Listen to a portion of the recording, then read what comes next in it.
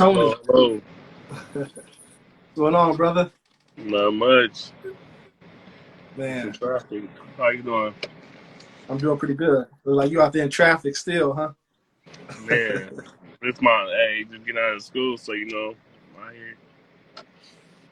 Nice, man. So I got my co-host Sheila. She should be joining pretty soon. Um, I reset the IG live so we don't have like 20 minutes of me sitting in front of this camera. So she should be rejoining again pretty soon here. But man, I'm glad to be able to connect with you, man. It's a pleasure. Yeah. So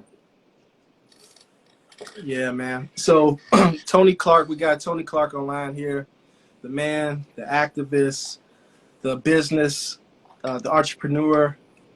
You know, he's got a lot of great things going on. So we're gonna dive in and we're gonna, pick his brain to see what he got, what he has going on out there in Minneapolis, out here in Minneapolis, and all that good stuff. So Tony, man, so what's up, man? How you feeling today, man? Having a good day?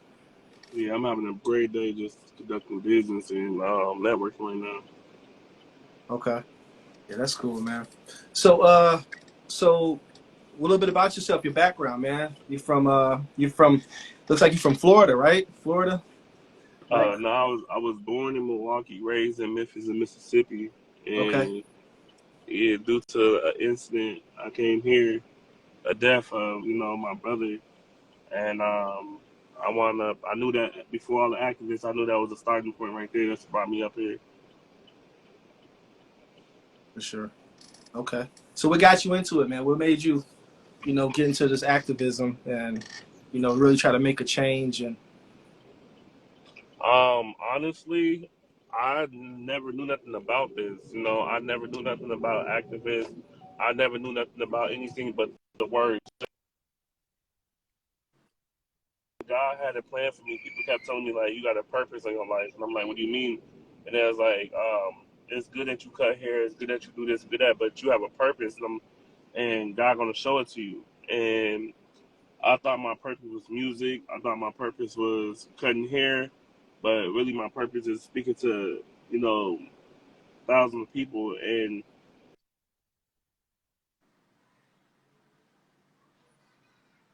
2020, May 25th, when my father figure George Floyd was murdered. I was out there that day and went home and wound up coming back and realizing that it was him. My sister sent me a text message saying that watch this video, and I wound up looking into it, and I'm like, wait, this is the same scene I was at.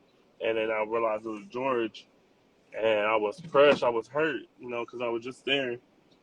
Came back, and I was gonna be quiet. I was so just thrown off and hurt and broken.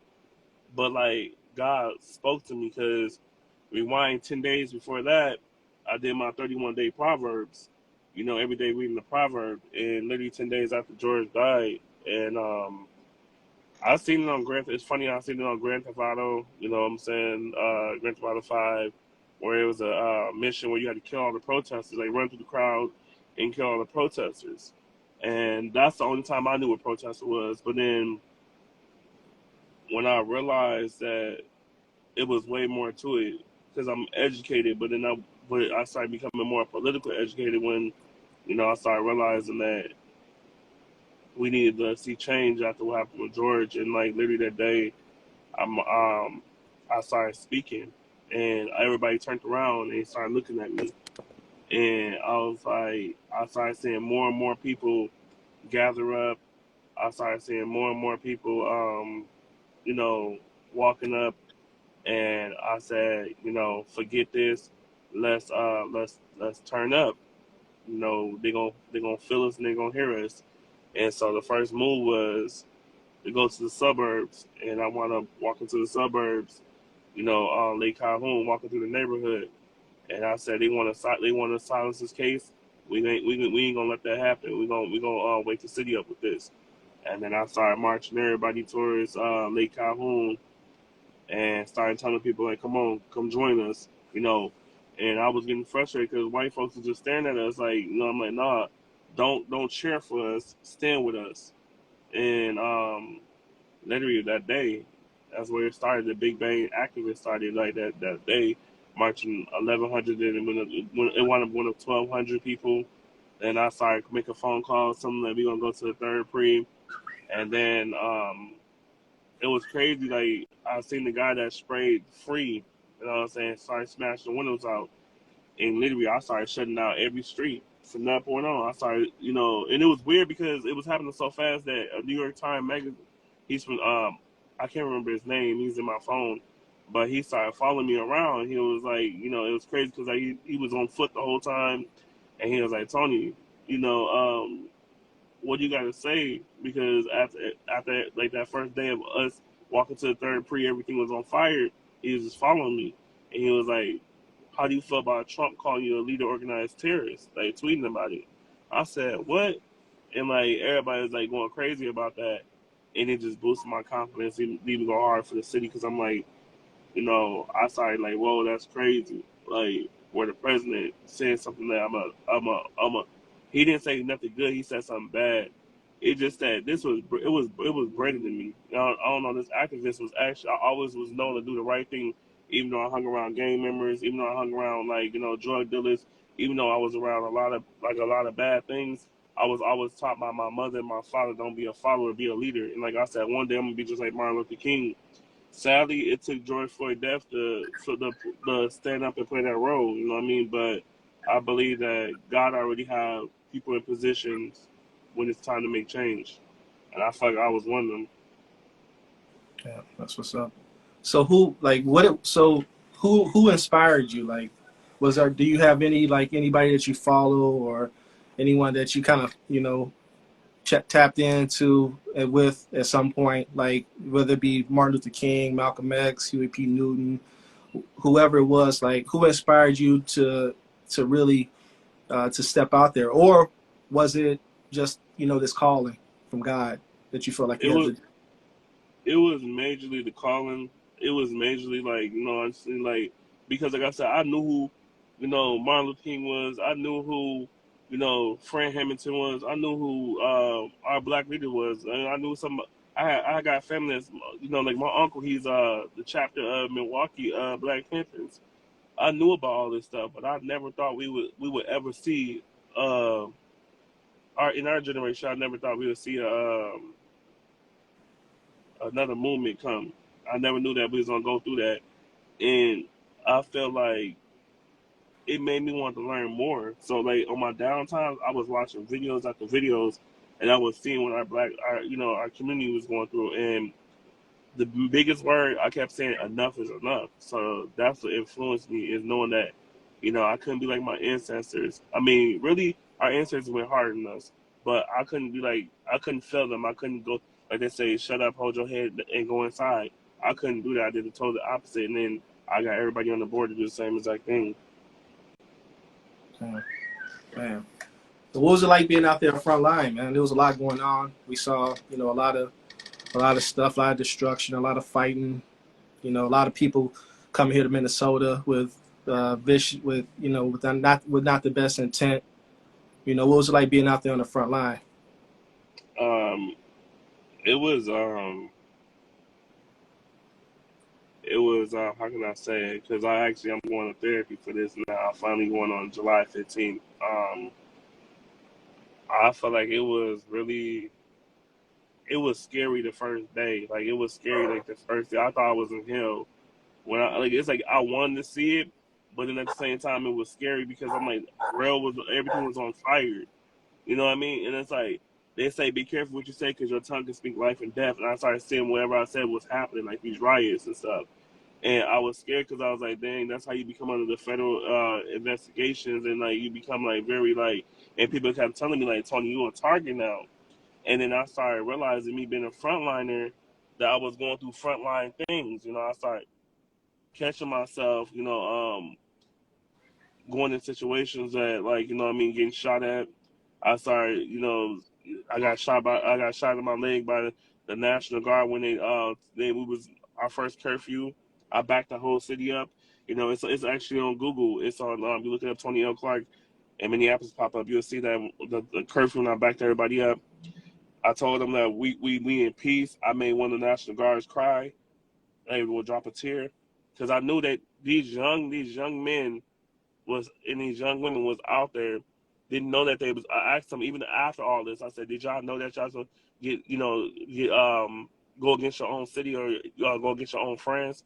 And that's why I was telling them in their head that day I was our first curfew, and me to see that I broke a person that was on the line, that they teach you not to have no fear and no emotions.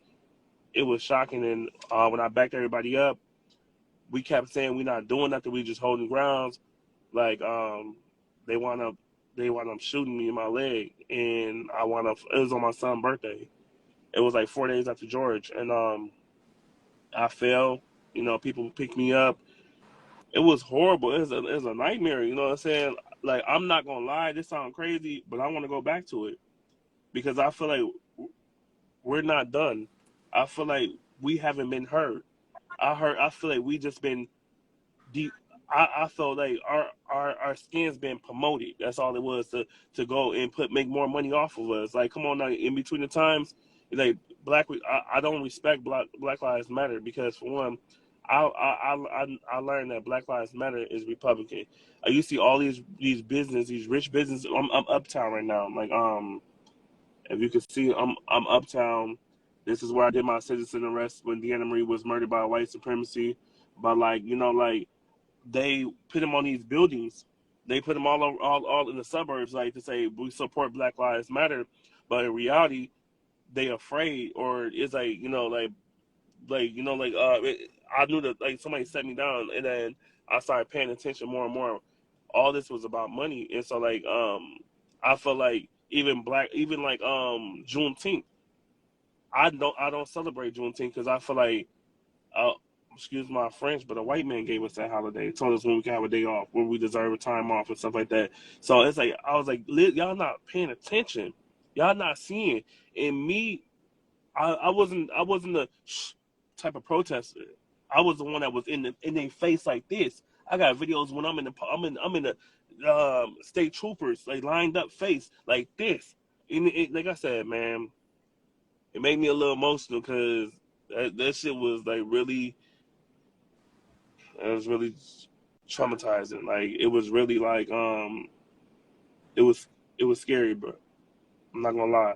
For me to sit here and say this, it was scary. I ain't gonna lie.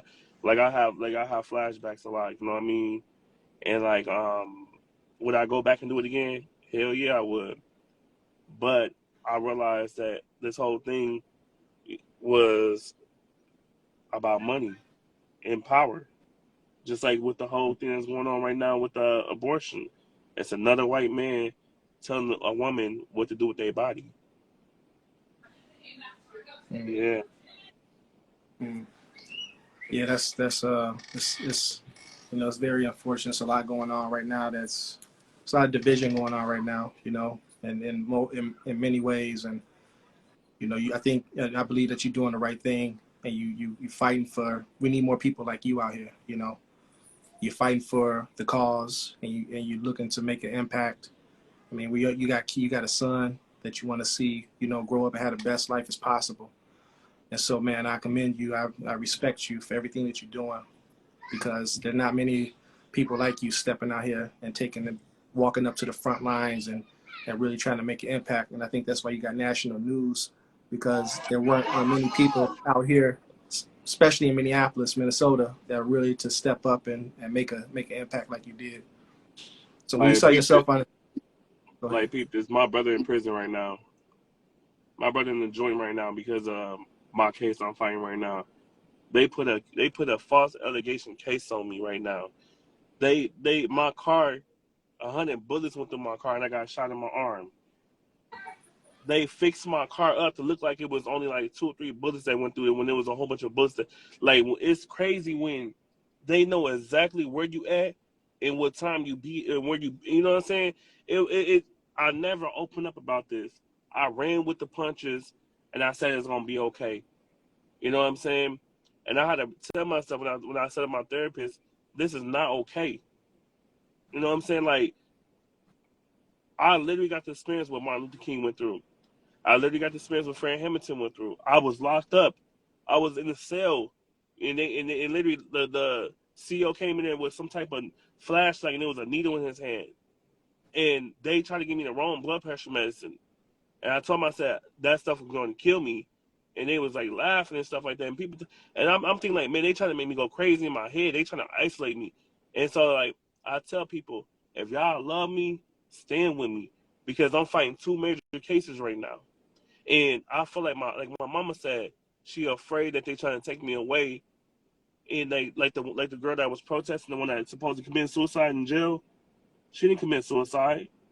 You know what I mean? I feel like the first thing they do is try to assassinate your character for everybody to turn against you. And if they can't assassinate your character, they assassinate you. And that's what happened with all our black kings. You know what I'm saying? In queens that's speaking up. And that's why I said, like, just even sitting in the car sometimes I have flashback of that night on on May 28th, 2021, sitting in the car, going to sliding over north in the area I always be at. Everybody know me in the trays, and literally my little cousin in the passenger seat. All we did. I'm in my Charger. I looked my Charger all over the news and everything. You know what I'm saying? I look to the right, and then all you hear is bullets going all through my car.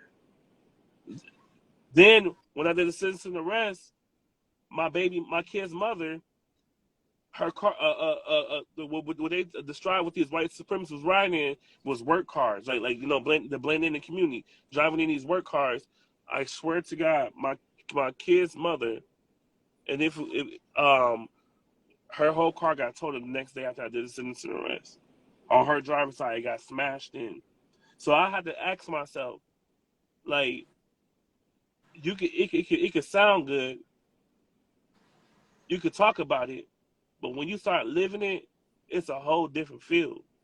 It's a whole different feeling when you know you facing 45 years for something that you know that you didn't do. It's another feel when you know that the family that you're getting justice don't give a damn if you die or not behind it. Because I'm going against the white supremacy. You know what I'm saying? I'm going against these white people that hate black people. Like I said, July 11, my life is going to be in danger when I walk out that courtroom. And I asked them for witness protection.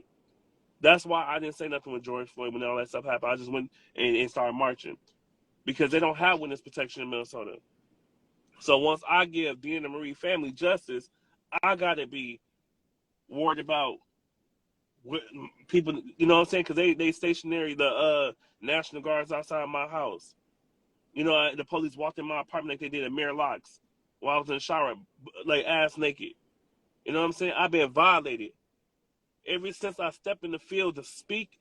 Like that's why I say I believe everything what Jesus went through, because I didn't walk through the city with the cross on me and spit on. Even by the people that was protesting, even by the people that said who got your back, we got your back. Them the same folks that spitting on me and threw dirt on me. And so it's like I had to really like take a step back from everything. Honestly, where I'm at right now was the mass shooting uptown last year. Right here. The police blocked off. They picked. Why would you pick barricades right here for car and over here? And then my homie Corey got killed. It was 15 people. I don't know if y'all seen the news last year when the mass shooting uptown and it was barricaded. Like they had these cement. Why would you put that? No, and these men was running from this way right here, from over there, shooting at the crowd. That's why they shut down Bar Louie. You know, so that used to be it, and that's why he shut down Cowboy Jacks because all the shooting. But like my whole thing is like I'm in the area of a lot of things that ain't been talked about and that ain't been on the news. Like Winston Smith was killed at this place that's like you can see up like where this trees and stuff. That's a building. That's this building right here. This building right here is where Winston Smith walked out and literally went to the parking ramp across, and the U.S. Marshals followed him, stationed up there, waited for him to come up there and killed him. And he died on my birthday. And I was like, damn, this is too much pressure because my birthday before all four of the officers got convicted. So it's like my life is a movie. It's like a story. My attorney Lee Huntington wanted me to record myself and write a book to my life. And he's like, either we use Spike Lee or Jay-Z or a powerful black, producer or somebody to write a story about your life, because the things you've been through, a lot of people in America ain't never experienced before. Mm. Mm. Yeah, that's a fact. Man. Like, look at this right here.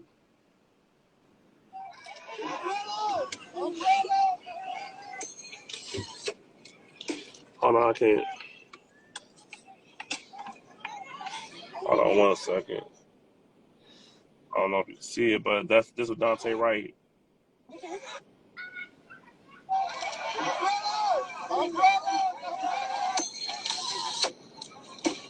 Threw a flash beam on me. That's out in Brooklyn Park. Yeah. They threw a whole flash. That's why my ears ring at night, because Mm. that was the worst of all worst protesters ever I've been to. Worse than George Floyd, because they wasn't out there. They wasn't out there to get people to stop and talk to people. They was out there hunting us down, walking, like hiding in apartments, and literally shooting at us. You know what I'm saying? And then that's when I got set up by Black Lives Matter. You know what I'm saying? Like, I was in the car, I was in the truck, and literally they shot a tear gas in the truck, and he locked the door, and he had a gas mask on. So it's like, my question, like, it's scary when you really is a target, and you like, who like, make you start looking at people different. Like, I'm not a paranoid, because I'm not afraid to die.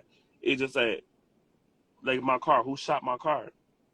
It made me feel like, big, who shot you? Who shot me? Or like, when that happened with the tear gas, why would you lock the door? And the car smoking incident filled up with smoke. Jumped out the car, out the truck, and ran out and grabbed somebody, passed out.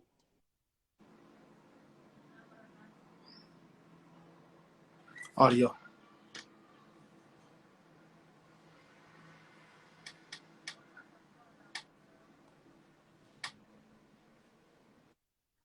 Into a seizure, and I could remember what's going on around me. I could hear people screaming, crying, but then I get lifted into a car, and they try to speed through, and the police stopping everybody for going through. Like, they stopping everybody, like every car that's leaving out the protest, they stopping them and checking everybody's cars. And then they like, he's dying, he need medical attention. We go to so we go to Memorial, or North Memorial. I have friends that OD'd on drugs. My dad is he's a trauma nurse. Why the first thing would you say OD Narcan, pull out the Narcan, and the person put her arm out? She put her arm out and say he's not effing ODing. And I asked myself, like, was they trying to kill me right there? Like, what was the point? She just told him we came from the protest, just tear gas. They said my lungs were filled up with all that stuff, and it's like hooks, like little hooks and stuff like that. I don't even know how to explain all that, but like, it just made me realize, like, okay, the world haven't changed after all that. Somebody told me at church, you're gonna change the world again. You gonna see, you gonna. I had a vision that I went over North Minneapolis and literally got these young men to put these guns down. But like, I asked myself, when I want to get to that level, or even like, I just asked a female, I said, hey, you know why the city not going up? Because I'm not out there. But I say, hey, we should have a female, because I marched for sexual assault before. So I said we should have a female march. But I would love for you to be the voice, because this is for women. But it made me ask myself, why? After all that stuff that happened. Mm. So what's your next move, Tony? I mean, my next move is to graduate. I have a fashion show, July 23rd. It's gonna be really big. Me being a black-owned fashion director in Minneapolis, using all my activists and just to turn on my business. My business is very diversity. You know, we're gonna show the state of Minnesota right now. That's my move, is graduating in this show. And I'm not gonna lie to you, I kind of want to do this march. I kind of want to sit down with these women. You know, we live right now, so I'm gonna say this without biting my tongue.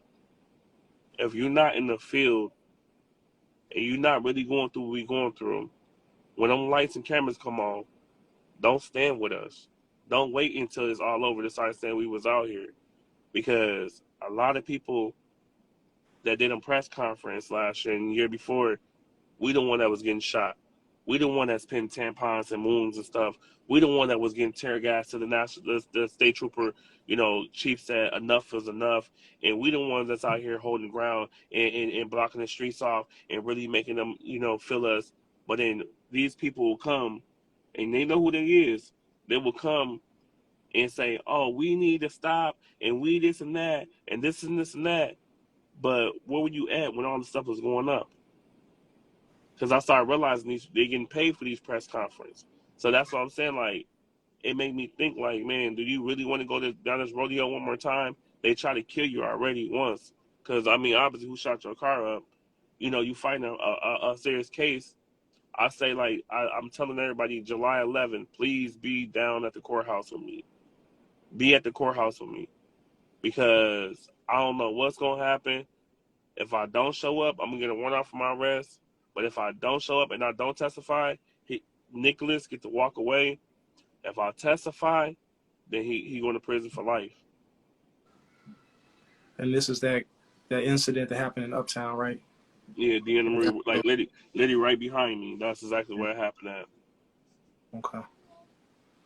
Man, it sounds like that night you guys were just out there protesting. You know, sounds like you guys are playing a few games and just really hanging out. And then, We was out. We was out. We was outside. We was outside playing. We was outside playing. We were teaching the white folks how to play. cha-cha. Red light, green light. You know what I'm Okay. saying? Okay. And we was out here playing. I'm gonna show you. We was out here playing. Hold on. We was out here playing red light, green light. Okay. You know, I had a whole uptown going up for Winston Smith. It was for his the day that he got his funeral and stuff like that. Or it was like a day after, and we was right here where all these cars coming, all right here. Yeah. And we put barricades up right here to block off the whole street. And literally, I ran. We was in a circle right here. Deanna was right there, and literally, I was down there, like where that car was just going at by the right down there, because we was playing red light, green light, and then next minute we see a car come from right here, speed through here, smack, smack the car. They put a brand new light. Well, actually, this is the light post right here. This circle is where she died at. Well, hold on, like right here in this area right here. I don't know. Somebody must have marked this circle, but I remember being close to a light pole. And so, unless they put a new light pole right here, I don't really know. To be honest, it's been a whole year, but like honestly, this is where it happened. At the car went all the way down to right here. Matter of fact, yeah, the car went all the way over to here. It was like it was yesterday. I wish I could mirror stream my thing so I could show you the video, but because I got the whole video, you know, she was right here. Yeah, she was in this area right here. I can't remember by heart. Long story short, he was in his car right here. I snatched him out of his car, walked him over to down here, literally in the middle right here. Did a citizen arrest and basically held him down, you know, and I was gonna put him to sleep so he wouldn't be able to run, but Some told me like, don't do it because remember at the end of the day you still black. You look like a terrorist. Now you look like the bad man, and that's why everybody said, Tony, don't do it, Tony. You know what I'm saying? And they doing all this right here to cover up the murder of Winston Smith. Winston Smith was murdered up there. Winston Smith left this restaurant right there, walked through this parking lot right here, went up the parking lot, they was up there camping out. Some of them followed him from the restaurant and literally killed him up there. Left his body up there for a couple hours, and literally since we built a garden and everything. I don't know why I'm be honest with you. I don't know why that was built. I'm be honest. I'm solid, but it's like they didn't know what to do with the time, so we started like building stuff around here and all that type of yada. We was almost about to get this building right here at the bottom and turn it into a center. Because if the mayor asked us, what did we want? And we said we wanted somewhere to hold space at. I'm sorry, the LBG that was part of with us and everything with the collective, they kept on yelling, screaming, saying F you, woo. Then they got to the point they said, you know what, we ain't got to listen to y'all no more. Hell no. And put all this up. Hired people that just came from overseas from the army and stuff like that. That's high ranked killers to come guard us. They actually in there right now. You know what I'm saying? Making sure only the right people. How can I say the white people only can go through here. You know, I don't dare to go up there. You know what I mean? Because I know we painted the street red, and they kept covering up everything we had. We had it said stop covering up. It's right here too. So I'm here to give it to you live. What happened? You know what I mean? I could talk about it, or we could really Yeah, I really see show that. what's going on. And I feel like, Yeah. in all honesty, that we're not done. Like I had a dream that all us black people was marching through every city of America. Like it started through the Midwest, and we marching back down south. And every city we marched to was on fire. But how can we change and make change is when we break them old chains, them old curses that these white folks gave us, snatch the last names off of us because by slave masters and realize stop being our own captives when we get money and realize throw that money in and start locking arms and standing with each other. Because every time we go out there and go kill each other, we're doing them a favor. Until we stop that, we would never come together. We would never come aboard. That's what America fears. Is America fear a woke nigga? You know what I'm saying? Like what Bill Cosby was about to do when he partnership with for NBC to try to give us all our identity back. They put all them rape allegations on him. But then I asked myself, where did them allegations go? He looked sick when he got out. He was a whole different person. That's what I Right. told you. You heard what I said? They silence you. Yeah. When you woke in and you making change, because think about this. Bill Cosby was the first person that on black and white stream that was like telling us how white folks paint on stuff on their face and run into the wall and say this is what a black American is. We dumb, we stupid, we retarded. You know, they say, oh, that was cold. Hold on, how did he say? He said, if you want to do something, hide it in the book. They didn't like that black people knew how to read. We was getting hung for that, killed for that, raped for that. You know what I mean? And so we became smarter and started singing. But when we were singing, we was, you know what I'm saying? That's where we need to go back into tribal instead of culture because America told us what black culture was. That's why we got NWA because it was a white producer behind that.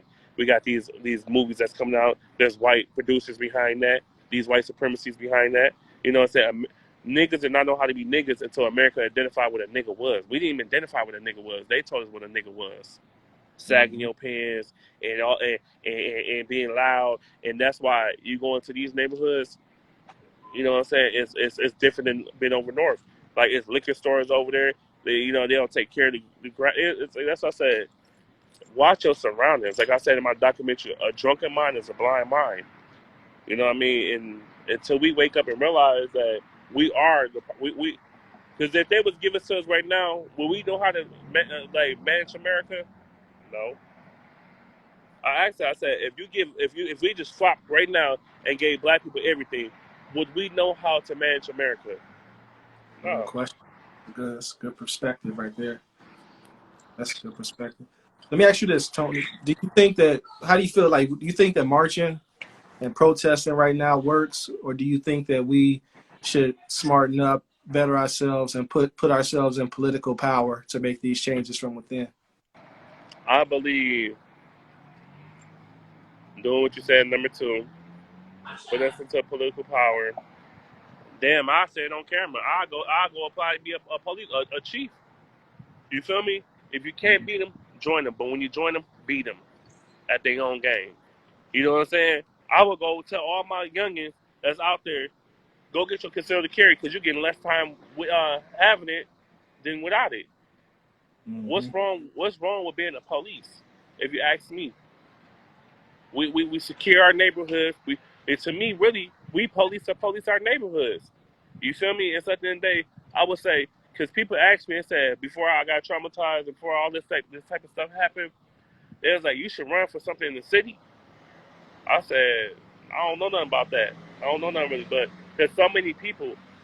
These white folks that's riding scooters, I guarantee I might identify because I got tattoos on my face as a thug, but as soon as I started talking, people trust me with their life in their hands.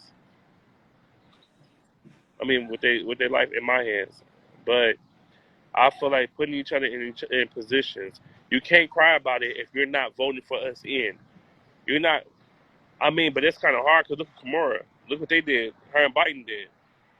Mm-hmm. Until I don't know. Capitalists don't have a skin color to it. They just have power to it, authority to it. So I feel like it's two ways. Yes, I think if I was to walk right now and literally snatch this off, and another person see me, and we all start flooding this street right now and cutting off this street, what you think the first thing they're gonna do? Like I was telling them, they're gonna make them phone calls and get them back out here. Now that's money. Run up the money now. How you wake America up? The finance. And so I feel like, yeah, you can do both. Put us in positions and boycott and protest. I feel like the reason why people stop because we in a pandemic right now, and we broke and financially we're not stable enough to be out here day in day out, and that's why I say when we was out here and I was marching people, literally I did it. I marched people from Lake Calhoun down there, all the way down to the third pre. Literally, we didn't burn nothing down. I mean, I seen youngins, out there like black people will loot, black people will shoot, black people will protest, riot. But one thing I don't think, like, why would we burn our own stuff up, knowing that after insurance kick in, it's gonna be right back? Why would we tear our own stuff up, as in burning up? Yeah, yeah. I talk to my whole neighborhood. Yeah, the niggas looted. Mm-hmm. You think what we coming from a pandemic, being locked up for 3 months, not having nothing, told by the governor and the mayor what we can do and can't do. Like, I feel like if we was to go back, because look what happened after all when it started boiling down a little bit. They didn't put it on the news that it was black people in the corner all day passing out water. All the stuff that was looted, they was giving Pampers out to mothers and stuff. That's what I said. I don't feel bad what happened. I think we need to get back to that. You feel me? Because at the end of the day, look what happened. Ain't nothing changed. It's still black men getting killed by the cops. You know what I'm saying? I don't know. I just feel like people. Audio. Tim knew, the governor knew how to get people to stop protesting. He opened the bars back up. He opened jobs back up. He opened everything back up. You know what I'm saying? Because people feel like they financially don't got it right now. So I said that's how he curveballed our protest was opening everything back up, all these jobs back up. Because when you hear black people say, "Oh, I can't, I got to work tomorrow," Yeah. Yeah. The other part too is that all this destruction that they were doing only paved a cleaner path for gentrification. Because when all this stuff got torn down, who do you think is buying up their real estate? Developers. putting buildings up, high price, maybe some type of subsidized housing for some of these buildings, but they like, especially in St. Paul, like a lot of the university got leveled, and now with the stadium over there, so it really just fit their agenda perfectly. So now they can just start to redevelop and push people out. So it's like a double-edged sword with that. And in some cases, you wonder if it was like planned and orchestrated, because they were on the Oh, news. definitely, They had people coming from out of state, like professional rioters, and definitely. causing more destruction, burning down places like, I think AutoZone was one of those places where they was They like, yeah, it burnt was down just everything we need: pharmacy, AutoZone, everything. anything to keep us black folks to moving and being Yeah, in our health wise. Like, you know yeah. what I mean? And like, listen, I'm first class. I'm the man like this. I watch the police sitting there like this the whole time with their hands on their hip, watching black people running business. When do they? If it was the suburbs, it'd been a whole bunch of dead niggas everywhere. That's why they afraid right now. That's why they keep two of them right there. I don't know if you can see if it's clip, but it's two of them sitting right there. They guarding this area because it's a bunch of rich folks that, because Lake Calhoun, this is a wealthy area right here, Mm-hmm. a rich area. You think they gonna let that mess happen? Like when we was out here tearing things, when everybody's out here tearing things up, that shit only happened for a couple seconds. Mm. Now when it was down there in the hood, Oh, man, they sat back and let them folks, man, terrorize and tear their neighborhood up and, the whole and act summer. like they was concerned. But nah, not at all. No, sir. Like, that's what I'm saying. Like, you was right when you said that this is what it was planned, because I watched people from out of town come here. Friends for different suburbs and different states come here. Because like I said, they're gonna burn it down. Like, this is what black people should have did. And this is what they messed up at. They should have made a straight black Wall Street. Everything should have been rebuilt it all black owned. They got burnt down. These Mm-hmm. corporates came in, these new places came in and took over.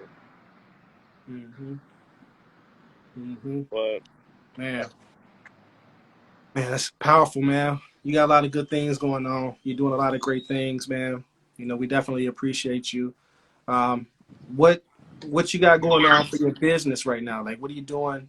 Like, what's some of your like your projects that you got going on business related? so July 5th, we start back rehearsal for these bottles. Like I said, like that's one. Like I said, my business is basically trying to help these young. Like my company started from 18 all the way up. Basically trying to show them, Minnesota what Fly Moments is about. Every opportunity is a fly. I don't know how I say it. Fly Moments is an opportunity for every moment for your career to fly.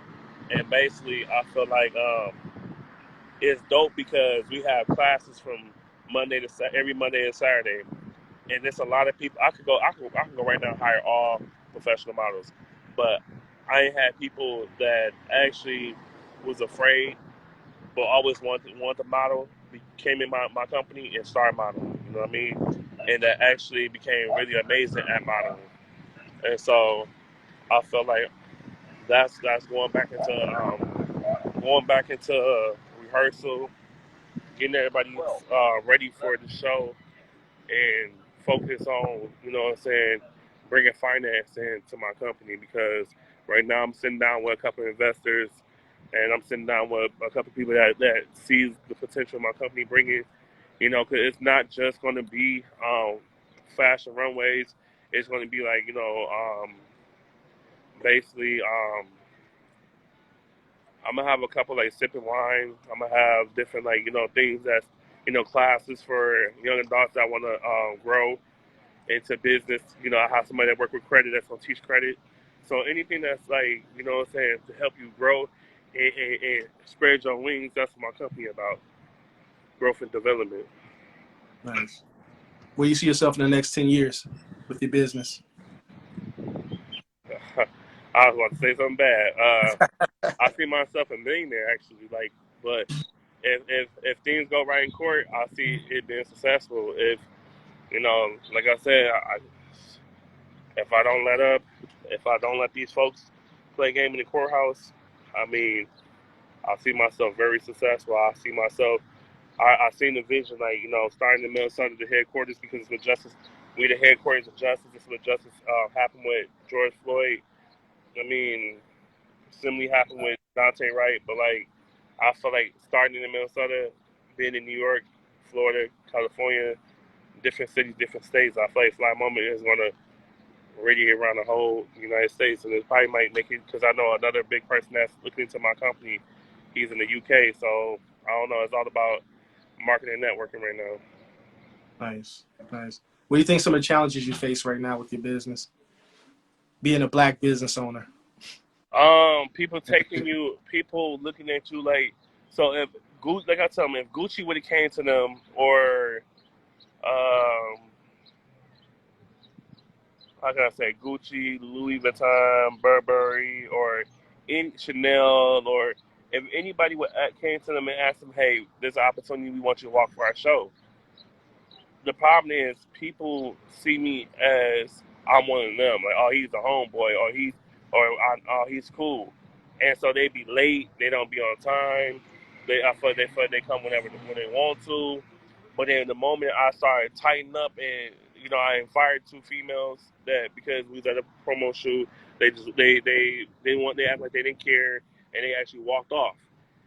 Everybody got scared now. Everybody was afraid. But it's like I don't want to put fear into my clients. I want to put respect into each other, important to each other, cuss with respect. And so the challenge is basically getting everybody to realize that take me as if you take any other, if it was a white company, or just because I'm not suited and booted, and I'm being authentic with it, take me serious, because they don't see honestly, like models realize, oh, we're not getting paid. But then it's like, I'm not telling my models. I'm actually paying every single one of my models for the show we have. But the problem is, I'm going to pay the ones that actually showed up. I got models that come from Duluth, Mankato, St. Cloud. You know what I'm saying? That comes every Monday and Tuesday, Monday and Saturday. And so, that's the challenge right there. Is like, I am here to be your friend, but I'm not here to be your, the joke. The joke of the circle. I'm here to be taken serious, because the easiest thing I can do is, like my mentor told me, fire everybody and start all over. Sometimes you got to do that, clean up shop, you know. But that's tough too, because you kind of, when you're starting off, you kind of need people. You know what I mean? Yeah, That's the tough part. It's like a balancing act for sure. So what would you say to like others right now if they watching in? I would say, Some words of wisdom. Part I would say is, before you start anything, figure you out before you try to start something new, because a lot of people go off trauma bond. They do things to try to, like, off the moment, and don't realize the moment can kill the long run. This is not a race. It's a marathon. So it's okay to pass the baton and take some time off and focus on you, because at the end of the day, you are who you all you got in the end.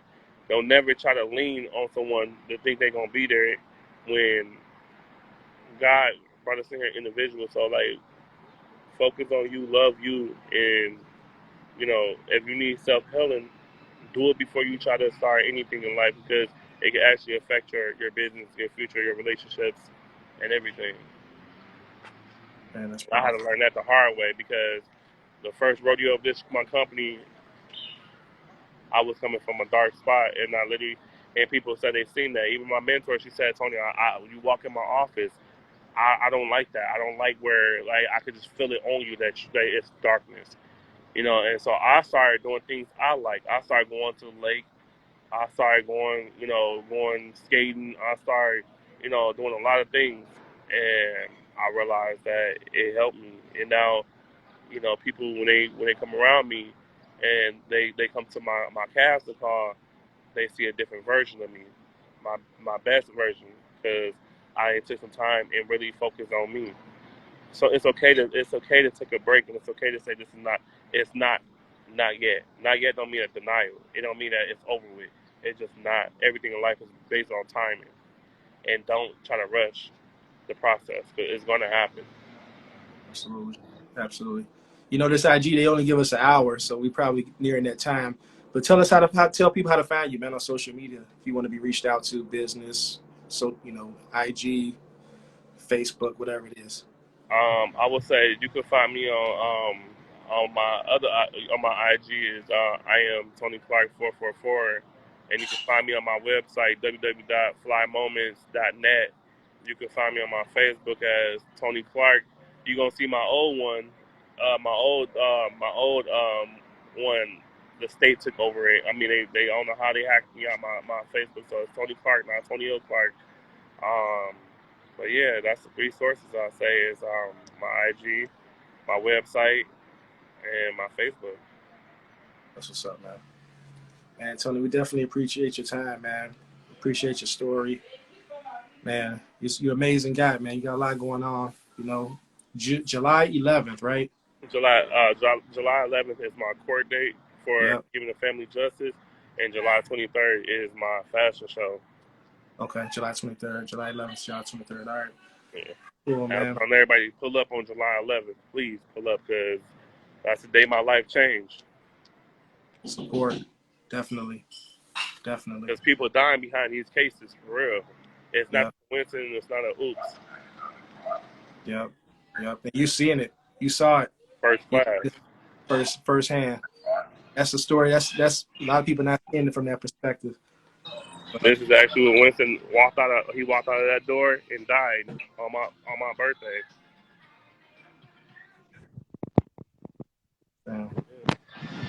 man, Tony. All right, man. Well, you be safe out there, man.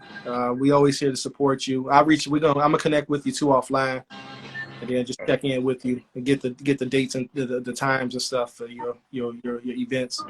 Okay. Um, and then unless you want to tell people right now, but we can certainly connect offline, and discuss that. Yeah, definitely. If you want to connect, you definitely can find me on, like I said, my IG. I am Tony Clark 444, Yeah. or go to my website. We got a contact on there, Okay. flymoments.net. Contact me. Cool. All right, man. All right, for sure.